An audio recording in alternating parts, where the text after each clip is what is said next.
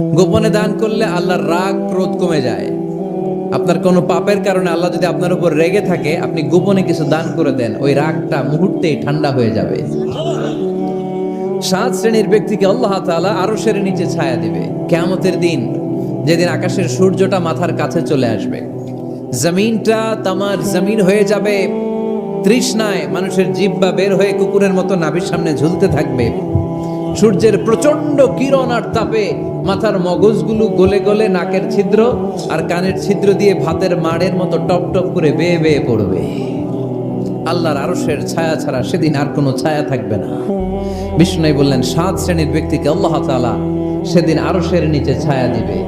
তার মধ্যে থেকে এক শ্রেণীর ব্যক্তি হচ্ছে রাজুলুন তাসাদ্দাকা বিসাদাকা ফাআখফাহা। এক শ্রেণীর ব্যক্তি হচ্ছে ওই ব্যক্তি যে গোপনে আল্লাহর জন্য দান করে। আযাব লা তা'লামু শিমালুহু মা তুনফিকু ইয়ামিনু, এমন গোপনে এসে আল্লাহর রাস্তায় দান করে দেয়, তার ডান হাত কি দান করেছে বাম হাত টের পায় না। ডান হাত কি দিল বাম হাত দেখে নাই, অন্য মানুষ জানা তো দূরের কথা।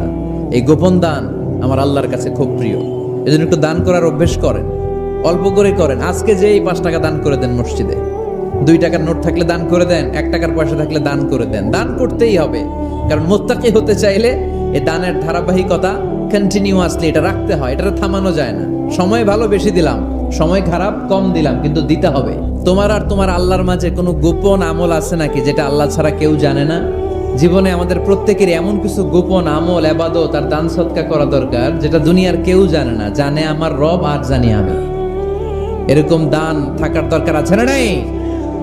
তোমার জীবনে এমন কোন গোপন সাদাকা আছে নাকি যেটা আল্লাহ ছাড়া কেউ দেখেনি? এই গোপন সাদাকাটা আল্লাহ খুব পছন্দ করে। এখানে মাদ্রাসা, আজকে আমার ভাই অমুক ভাই দিবেন 2 লক্ষ টাকা, বলেন মারহাবা। এটা উনি আল্লাহর জন্য দিতে পারে, মারহাবার জন্য দিতে পারে, ঠিক কিনা? কিন্তু রাতের আধারে রাস্তার পাশ দিয়ে হেঁটে যাচ্ছেন, মসজিদের দান বাক্সটা লেখা, উপরে সাইনবোর্ডে লেখা মুক্ত হস্তে আল্লাহর ঘরের জন্য দান করুন। কেউ নাই, কাক পক্ষী নাই, রাত বাজে 2টা, হঠাৎ করে পকেট থেকে 1000 টাকার বা 100 টাকার কচকচে নোটটা আপনি দান করে দিলেন। ওই দানটা 1 কোটি টাকার দানের চেয়েও বড় দান। কারণ দুনিয়ার কেউ তখন দেখে নাই, দেখেছে কে? কেউ যেটা দেখে না সেটা দেখে কে? কেউ যেটা জানে না সেটা জানে কে? সবার চোখ ফাঁকি দেয়া গেলেও আমার আল্লাহর চোখ ফাঁকি দেয়া যায়?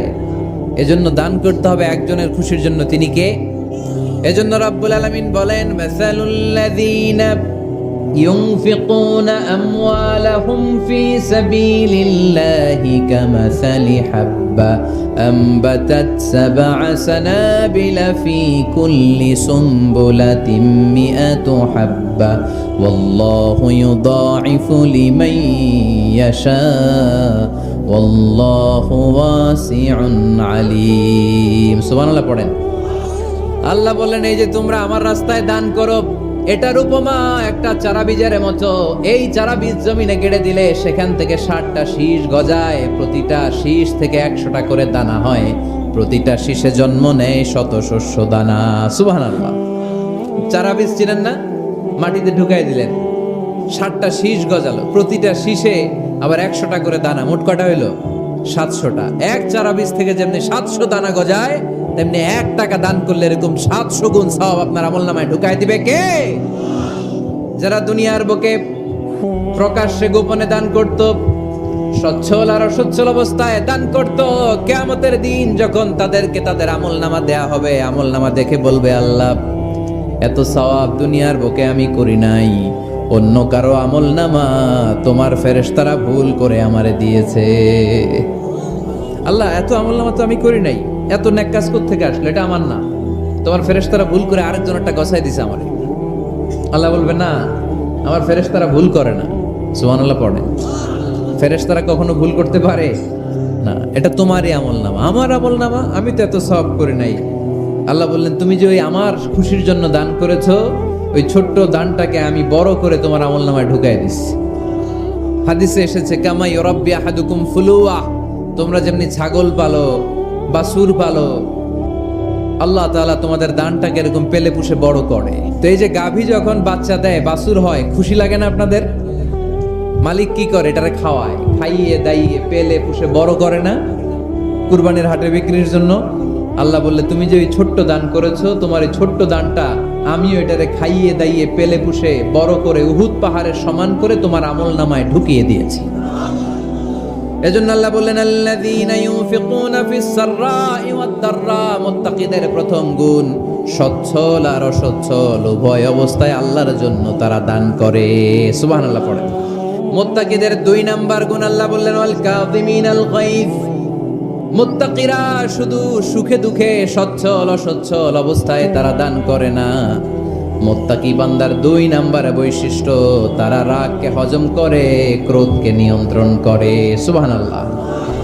মুত্তাকিনরা অল্পতে চটে যায় না, হট টেম্পার্ড না। আমাদের অনেকে আছে হট টেম্পার্ড, কিছু বুঝলেও সাথে না বুঝলেও সাথে। ওয়াল কাযিমিনাল গায়জ, মুত্তাকিন বান্দারা রাগকে হজম করে। রাগ হওয়াটা খুব স্বাভাবিক, এটা ন্যাচারাল, এটা কি প্রাকৃতিক। আমাদের দেহে এক ধরনের হরমোন আছে, এটার নাম হচ্ছে অ্যাড্রেনালিন বলে এটাকে, অ্যাড্রেনালিন হরমোন। তো এই হরমোনটা যখন নিঃসরিত হয় তখন আমরা রেগে উঠি, এর আগে আমরা রাগি না। This adrenaline hormone triggers up your bodies fight response. এটা নিঃসরিত হলেই বডি তখন ফাইট করতে মন চায়। কিন্তু মুত্তাকি হতে চাইলে যখন তখন রেগে যাওয়া যাবে। ওয়াল কাযিমিনাল গায়জ, যুবক ভাইয়েরা খেয়াল করে শোনো, মুত্তাকি হতে চাইলে 2 নাম্বার যে বৈশিষ্ট্যটা আমাদেরকে ধারণ করতে হবে সেটা হচ্ছে ওয়াল কাযিমিনাল গায়জ, রাগকে নিয়ন্ত্রণ করতে জানতে হবে। রাগ এটা ভয়ঙ্কর, অনেকে রাগ করতে করতে যে স্ট্রোক করে ফেলে, আছে না? হার্ট অ্যাটাক করে ফেলে, অনেকে রাগের মাথায় মারাও যায়, আছে না নাই? এটা ভয়ঙ্কর। এর আছে অনেক শারীরিক মানসিক অনেক প্রভাব, অনেক ক্ষতিকর প্রভাব আছে এই রাগের। রাগটা অনেকটা ঝড়ের মতো। কিসের মতো? ঝড় যেমনি একদিক থেকে এসে সব ভেঙে চুরে তছনছ করে লন্ড ভন্ড করে দিয়ে আরেক দিকে সাঁ করে চলে যায়, রাগও তেমন একদিক দিয়ে আসে সব শেষ করে দিয়ে আরেক দিকে চলে যায়, ঠিক কিনা? এর রাগের মাথায় পৃথিবীতে কত খুন খারাপি ঘটেছে, ঠিক কিনা? বাবা ছেলের মধ্যে রাগ আছে না নাই? বন্ধু বন্ধুর মধ্যে, বন্ধু কয় এটা আমারে দে, ওই বন্ধু বলে না দিব না, রেগে গেছে, কিলাকিলি ঘুষাঘুষি আছে না নাই? বাবা ছেলের মধ্যে জমি জমা নিয়ে হয় না অনেক সময়? বাবা কয় এই জমি তুই পাবি না, পোলায় কয় আমার এই দিবা তুমি। বাপে কয় না দিমু না, পোলায় কয় দিবা। বাপে কয় তোরে তেজ্য পুত্র করে দিলাম, পোলায় কয় তোমার মাথায় আমি কোপ মাইরা দিলাম। আছে না? লেগে গেল, মারাত্মক ঝগড়া। হাজবেন্ড ওয়াইফের মধ্যে এগুলো আর হয় না, তাই না? রাগারাগি। খবরদার, এগুলোকে বাড়তে দেয়া যাবে না। শয়তান খালি গুতায়। শয়তান চায় কি করে ফ্যামিলিকে ব্রেক ডাউন করা যায়। শয়তান একটা আরশের উপর বসে, অন্য শয়তানরা এসে বলে আমি ওজনে কম দেওয়াইছি, কারে কিছুই করস নাই তুই। আরেকজন এসে বলে আমি সুদ খাওয়ানোর ব্যবস্থা করে দিয়ে আসছি, কারে এটা কিছুই না। আরেকজন এসে বলে মাদ্রাসায় যাচ্ছিল আমি সরাই দিছি, কারে এটা কিছুই না। আরেক শয়তান এসে বলে আমি স্বামী স্ত্রীর মধ্যে বিচ্ছেদ ঘটাই দিছি। ইবলিশ শয়তান তখন এটারে নিয়ে নাচতে শুরু করে দেয়। এজন্য স্বামী স্ত্রীর মধ্যে ঝগড়া আছে না নাই? হাজবেন্ড বলে একটা, ওয়াইফ বলে আরেকটা, আছে না নাই? ছোট্ট ঝগড়া থেকে মাথা গরম করে রাগের মাথায় তালাক দিয়ে ফেলে। এজন্য রাগ ভয়ঙ্কর। এর রাগের কারণে বন্ধু বন্ধুর সম্পর্ক নষ্ট হয়, হাজবেন্ড ওয়াইফের মধ্যে ডিভোর্স হয়ে যায়, বাবা ছেলের মধ্যে সম্পর্ক ছিন্ন হয়ে যায়। এটা ঝড়ের মতো। এজন্য মুমিনরা চাইলেই চট করে রেগে যেতে পারে। এজন্য রাগ নিয়ন্ত্রণের দরকার আছে না নাই? এজন্য আল্লাহ বললেন والذين ينفقون أموالهم في سبيل الذين ينفقون في السراء والضراء والكاظمين الغيظ والعافين عن الناس। মুমিন বান্দার মুত্তাকিদের প্রথম গুণ দান করে, মুত্তাকিদের দ্বিতীয় গুণ তারা রাগকে হজম করে। সুবহানাল্লাহ পড়ে। আল্লাহ রাসূল বললেন লাইসা শাদীদু বিসসুরআ, কুস্তি খেলে যে অন্যকে মাটিতে শুইয়ে দিতে পারে সে আসল শক্তিশালী না। ইন্নামাশ শাদীদুল্লাযী ইয়ামলিকু নাফসাহু ইনদাল গাদাব, রাগের মাথায় যখন নিজেকে যে নিয়ন্ত্রণ করতে পারে আল্লাহর কাছে ওই ব্যক্তিটাই শক্তিশালী। কুস্তি খেলে আরেকজনের শোয়ায় দিলেন, এ শক্তিশালী না, বরং শক্তিশালী তো সে যে রাগের সময় নিজের উপর নিয়ন্ত্রণ রাখে। He can control himself in the time of anger. যখন সে রেগে যায় তখন সে নিজেকে নিয়ন্ত্রণ করতে পারে, সেই শক্তিশালী। কুস্তি খেলে আপনি হোতায় দিলেন আরেকজন, আপনি শক্তিশালী না। এজন্য রাগকে নিয়ন্ত্রণ করতে রাজি আছেন তো? এক সাহাবী এসে বললেন, ইয়া রাসূলুল্লাহ, আউসিনি ইয়া রাসূলুল্লাহ, ও নবী আমারে নসিহত করেন, আমারে কিছু উপদেশ দেন। বিশ্বনবী বললেন, লা তাগদাব, তুমি রেগে যেও না। সাহাবী বললেন, আরেকটা উপদেশ দেন। বিশ্বনবী বললেন, লা তাগদাব, রেগে যেও না। সাহাবী বললেন, ও নবী আরেকটা উপদেশ দেন। বিশ্বনবী তৃতীয়বারের জন্য বললেন, ও সাহাবী তুমি রেগে যেও না। লা তাগদাব, রেগে যেও না, কারণ রেগে গেলেন তো হেরে গেলেন। রেগে গেলেন হেরে গেলেন। অনেকে আপনারা রাগাতে চাইবে নানাভাবে, কিন্তু আপনি রাখবেন না। আপনার সাথে ঝগড়া করতে চাইবে, পায়ে পাড়া দিয়ে ঝগড়া করতে চায়, এরকম আছে না নাই? আপনারা রাগাতে চায়, ফুসলাতে চায়, কিন্তু মুমিনরা, মুত্তাকিনরা তারা যেন তেন কোনো কারণে রেগে যায় না। তারা তাদের রাগকে হজম করে, আলহামদুলিল্লাহ পড়ে।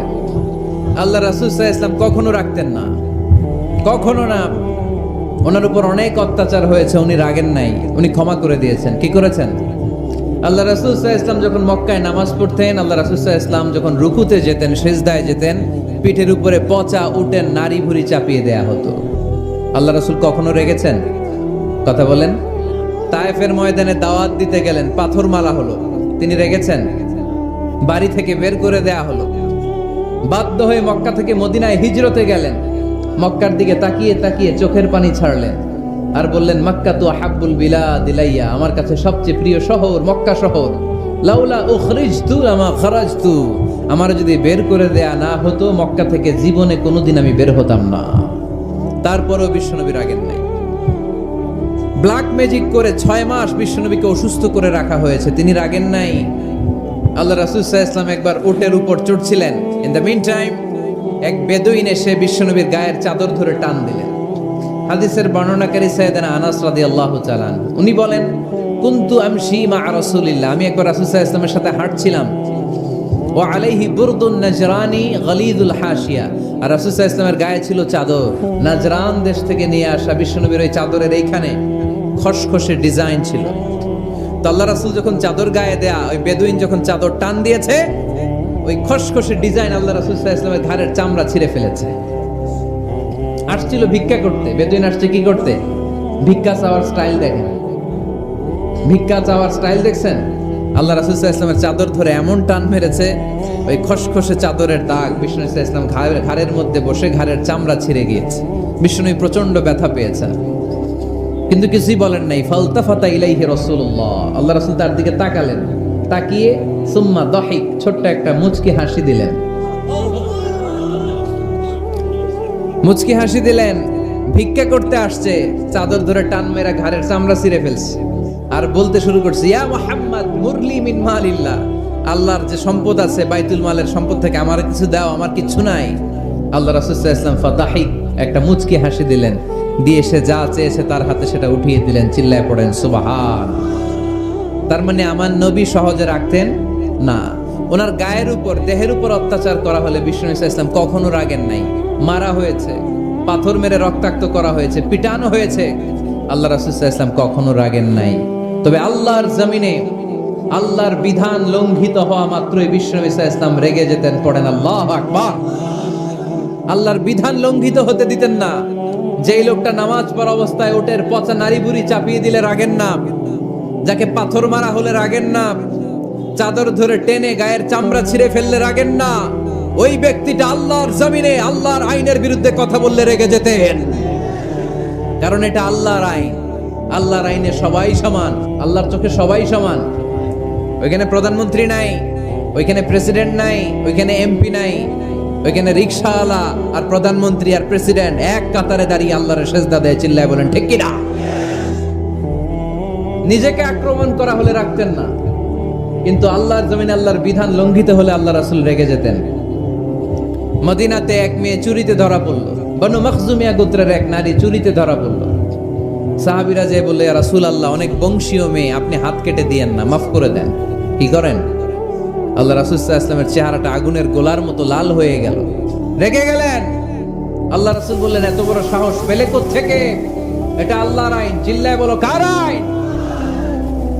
লাউ কানাত ফাতিমা বিনতে মুহাম্মদ সারাকাত লাকাতা মুহাম্মাদুন ইয়াদাহা, আরে বানু মাখজুমিয়া গোত্রের মেয়ে তো দূরের কথা, আমার কলিজার টুকরা ফাতেমাও যদি চুরিতে ধরা পড়তো, আমি ফাতেমার ডান হাত কেটে দিতে 1 সেকেন্ডও দেরি করতাম না। কারণ বিধানটা কার? এত মাইট দেয়া হলো বিশ্বনবীকে, এত অত্যাচার করা হলো, তিনি রেগে যেতেন না। কিন্তু আল্লাহর জমিনে আল্লাহর বিধান লঙ্ঘিত হলে তিনি রেগে যেতেন, ঠিক কিনা? এছাড়া মুমিন রাগকে নিয়ন্ত্রণ করে, এটা মুত্তাকিদের বৈশিষ্ট্য। আল্লাযীনা ইউনফিকুনা ফিস সাররাই ওয়াদ দাররা, মুত্তাকিনদের প্রথম গুণ তারা দান করে। 2 নাম্বার গুণ রাগকে হজম করে। আল্লাহ রাসূল সাল্লাল্লাহু আলাইহি ওয়াসাল্লাম রাগ কমানোর কিছু পদ্ধতি আমাদেরকে শিখিয়েছেন। 2 সাহাবী ঝগড়া লাগলো, কথার পিঠে কথা, কথার নাম লতা। ঝগড়া করতে করতে এক সাহাবী রেগে মেগে আগুন। আল্লাহ রাসূল দেখতে লাগলেন আর বললেন, ইন্নী লা আ'লামু কালিমা লাউ ক্বালাহা লা যাহাবা যা আনহু, নিশ্চয়ই আমি এমন এক বাক্য জানি, এই বাক্যটা যদি এই সাহাবী পড়ে তাহলে তার রাগ মুহূর্তের মধ্যে ঠান্ডা হয়ে যাবে। ওই সাহাবী বলল, ইয়া রাসূলুল্লাহ, বাক্যটা কি আমারে শিখিয়ে দেন, আমি চাই আমার রাগটা যেন থেমে যায়। আল্লাহর রাসূল বললেন, তুমি পড়ো আউযু বিল্লাহি মিনাশ শাইতানির রাজীম। সবাই পড়েন, আউযু বিল্লাহি মিনাশ শাইতানির রাজীম। তাহলে রাগ কমানোর দোয়ার নাম কি? সবাই বলেন, আউযু বিল্লাহি মিনাশ শাইতানির রাজীম। এটা হচ্ছে 1 নাম্বার ফর্মুলা। এটা কয় নাম্বার মনে থাকবে? রাগ আসলে এই দোয়াটা পড়বো, মুহূর্তে রাগকে ঠান্ডা করে দিবে কে? 2 নাম্বার ফর্মুলা হচ্ছে, বেশি রাগ চলে আসলে আপনি চুপ থাকবেন। Keep quiet, keep silent, cool down, relax করেন, থামেন।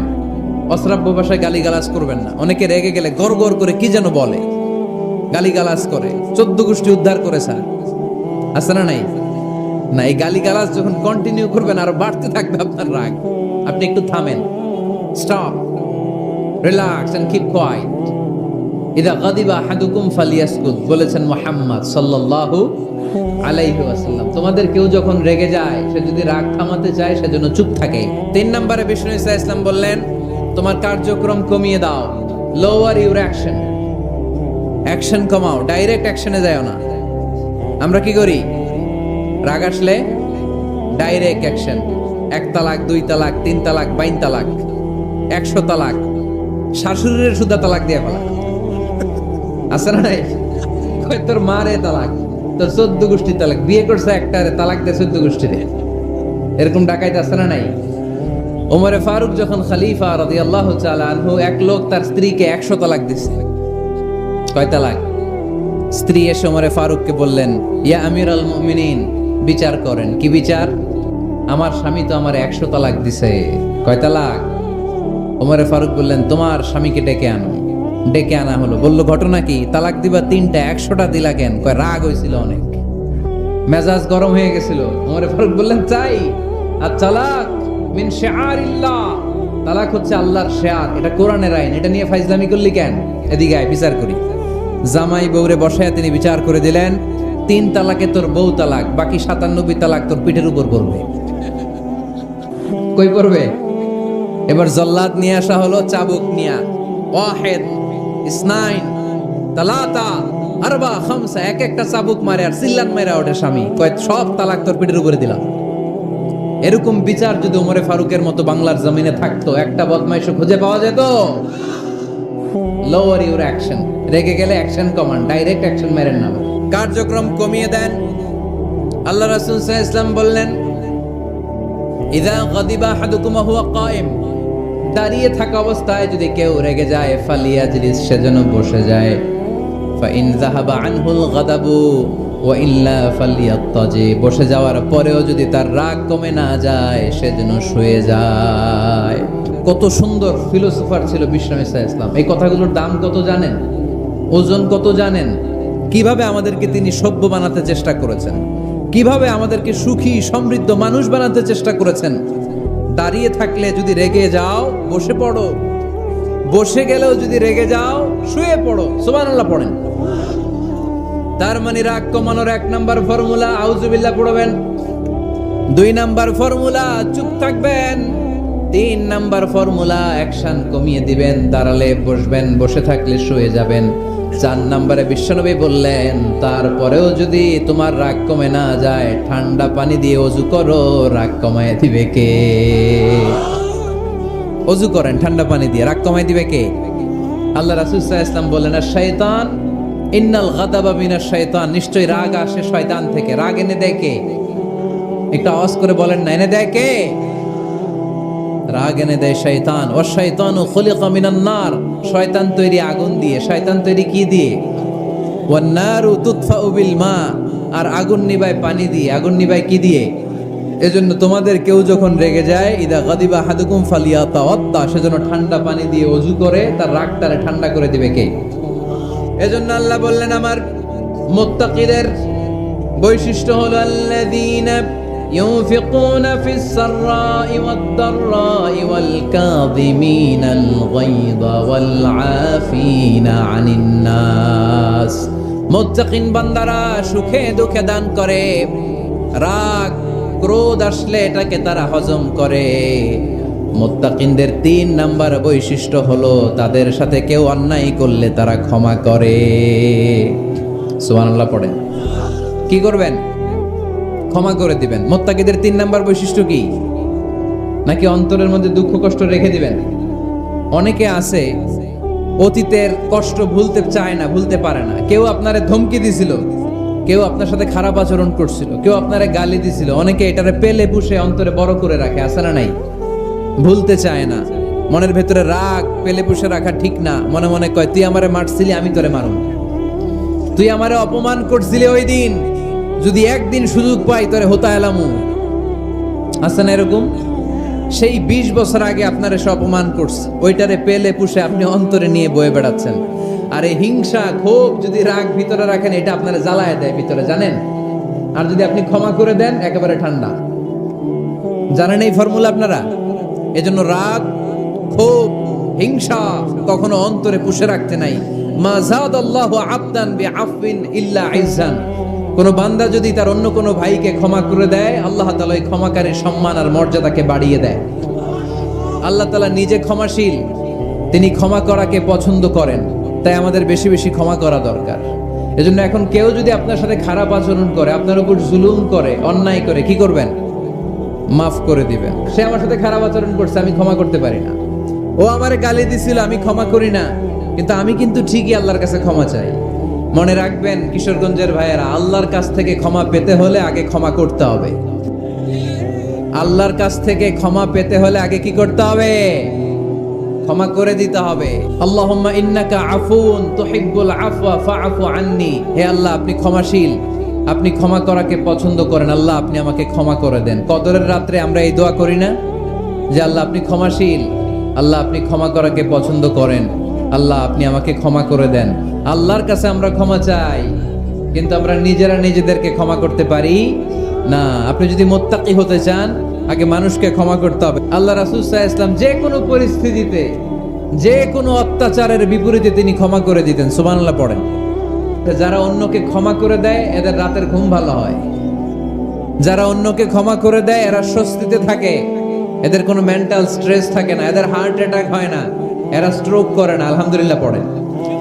আল্লাহ রাসূল সাল্লাল্লাহু আলাইহি সাল্লাম একটা ভরা মজলিসে বললেন, এখন এক সাহাবী এসে এখানে বসবে, এই সাহাবীটা জান্নাতি।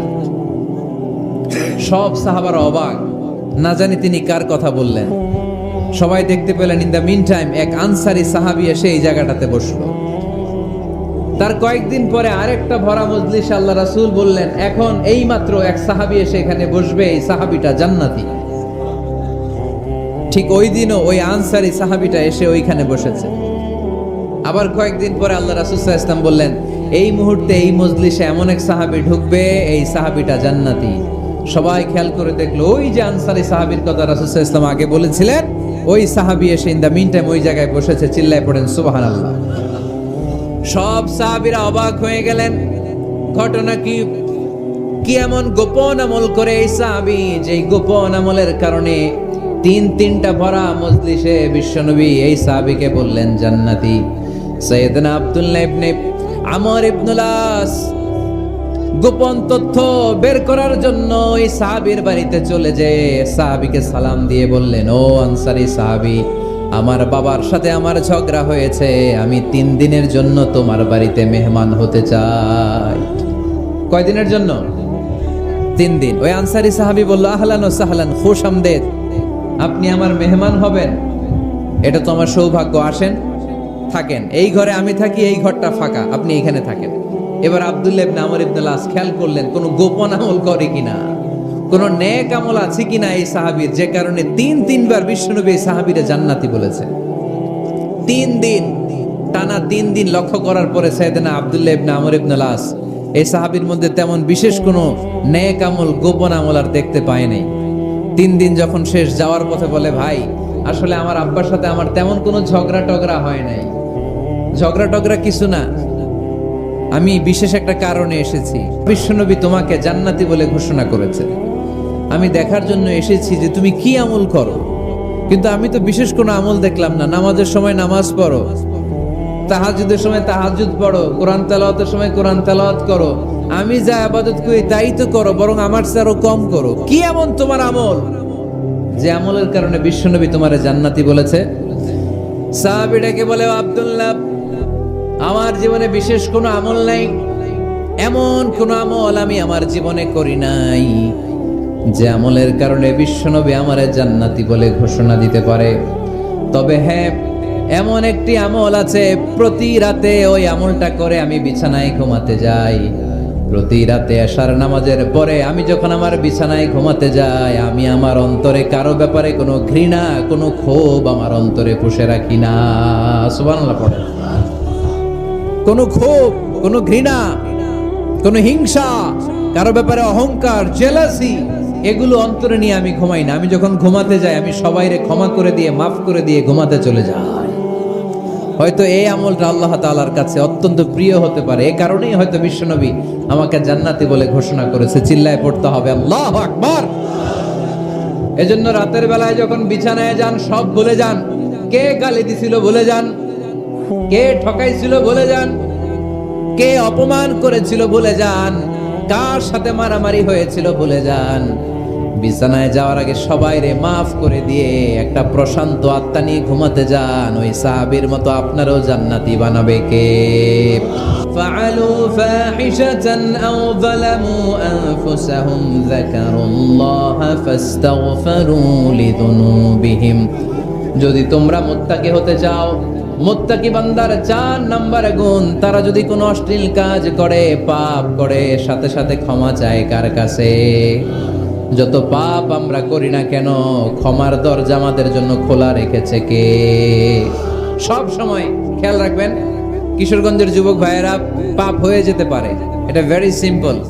তুমি মিথ্যা বলে ফেলেছো, খাদ্যে ভেজাল দিয়েছো, ওজনে কম দিয়েছো, পরকিয়া করেছো, অবৈধ দৈহিক সম্পর্ক করেছো, ব্লু ফিল্ম দেখেছো, নিজের উপর, নফসের উপর জুলুম করেছো, তারপরেও তোমার জন্য ক্ষমার দরজা খোলা রেখেছে কে?